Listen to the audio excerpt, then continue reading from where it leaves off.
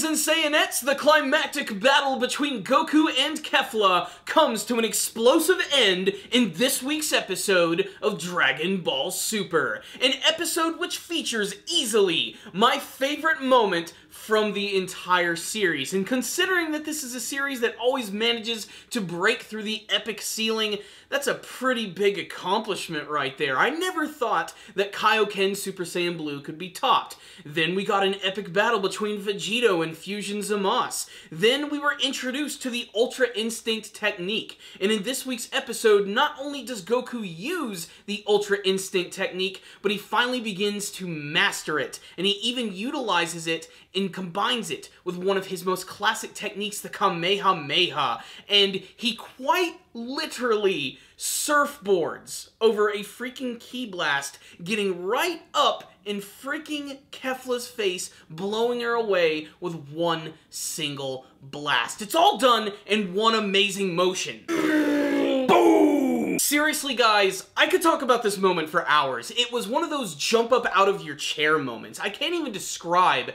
how happy I was to actually see something like that, because I can honestly say I've never seen anything like that in the entire Dragon Ball series. We've seen a lot of moments where the characters can get really up close in someone's face, but that motion that Goku did as he was mastering Ultra Instinct and jumping from exploding rock to exploding rock, getting right up in Kefla's face, who had just unleashed this super powerful galaxy-destroying technique right in his face, and he just casually flips over it, uses his ki blast to skid across hers, get right up in her face, and then we get a triple-angle destruction shot, sending her flying through the ring and ending everything that was Kefla. Oh, and if you were worried that the two characters were going to be fused together, worry not. Apparently during this attack, the Potara earrings get destroyed, and the two characters are fused, so goodbye Kefla, and hello Kale and Caulifla again. Really, I can't do this episode justice for how incredibly epic it is. However, that being said, it's not a perfect episode of Dragon Ball Super. So, what's the rundown on this week's episode of Dragon Ball Super? Guys, I really can't contain my excitement for this one. That moment at the end of this battle was just so satisfying. The thing is, just getting to that moment took a really long time. The first half of the episode was basically just a lot of commentary from either the fighters, or the gods, or the commies. There's funny moments, and some of them do hit it home. Like, I loved watching Universe 6's Kami, actually, like, the Supreme Kai, excuse me, actually, like, really getting into the actual fight, like, showing his true personality. It was a funny moment, considering that he's been a very timid character throughout the entire arc right there. But for the most part, it's basically just the characters just sort of stating the obvious and telling us everything that we already kind of know, as well as reminding the viewer that this whole Ultra Instinct thing is something that was hinted at way earlier on in the series, something that eagle-eyed viewers probably already noticed. Really, it's just a glorified build-up to the battle between Ultra Instinct Goku and Kefla. And Kefla even powers up a little bit more, going to Super Saiyan 2, which is really awesome looking, by the way. I love the color scheme in this episode. Everything just looks so freaking crisp and amazing.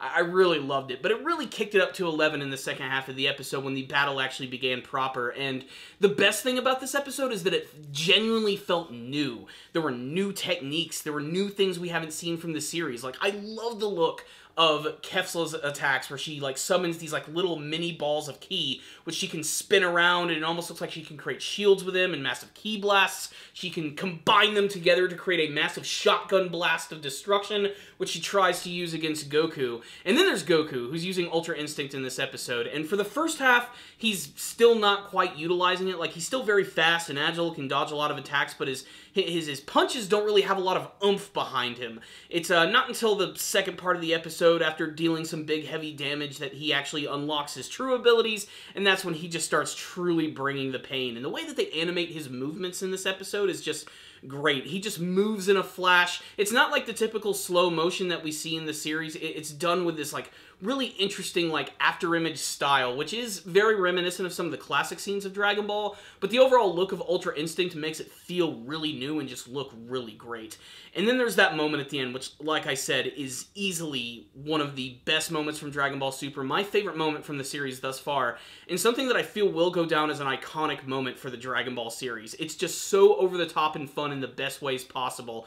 And like I said, it's a total jump out of your chair moment. I was watching the episode with some friends, and the minute that Goku, like, got right up in her face and flipped around and, like, skidded across her ki blast, we all jumped up, and we literally stopped the episode, rewound it back, just so that we could see that. Just to make us realize that this moment was real, and everything that we were seeing was awesome. It was fantastic, and it's definitely the reason why I still think that Dragon Ball has a lot of staying power, and while it resonates with so many fans of the series and those who've been watching it since the Toonami days, and even more so for those who've been following it since the original Japanese release, this was a fantastic, awesome episode, despite the flaws in the first half sort of slowing it down a little bit. And I also like that there's going to be some cool new developments here. Now that Kefla has been defeated, the only representations of Universe 6 are those two Namekians, which I really hope to see something interesting from these guys.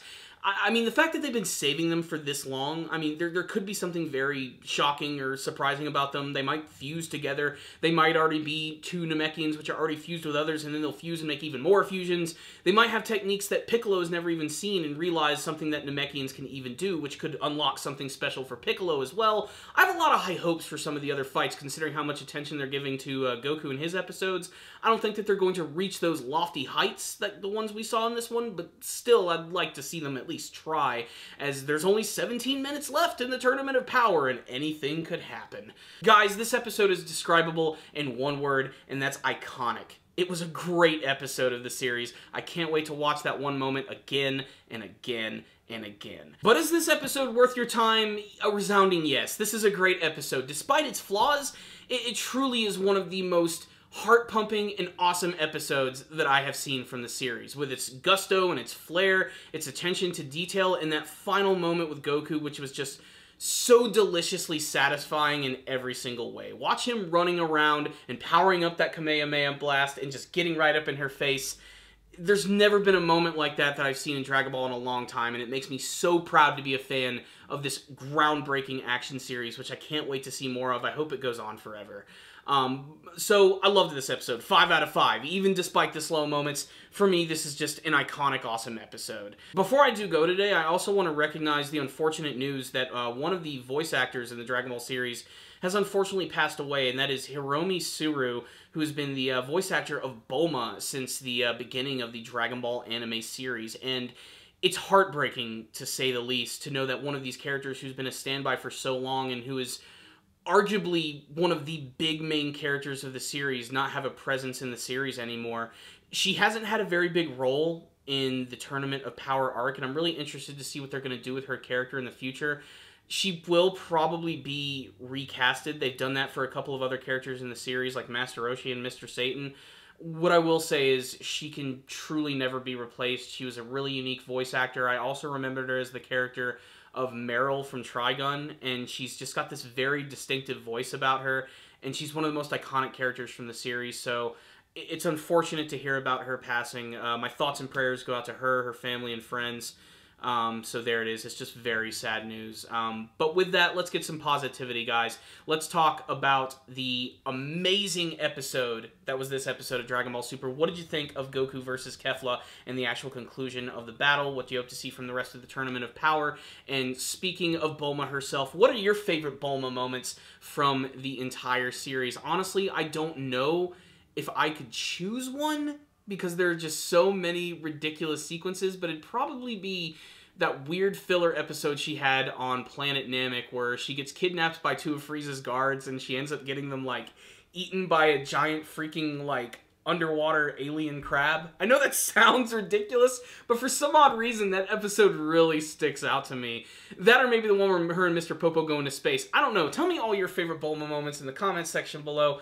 There it is, guys. Thanks for watching this review. Make sure to subscribe to the channel for more Dragon Ball Super reviews, as well as a lot of other anime and manga reviews. I'd really appreciate it. And of course, if you liked the video, give it a thumbs up. I'll see you guys next time. And as always, stay down there, baby.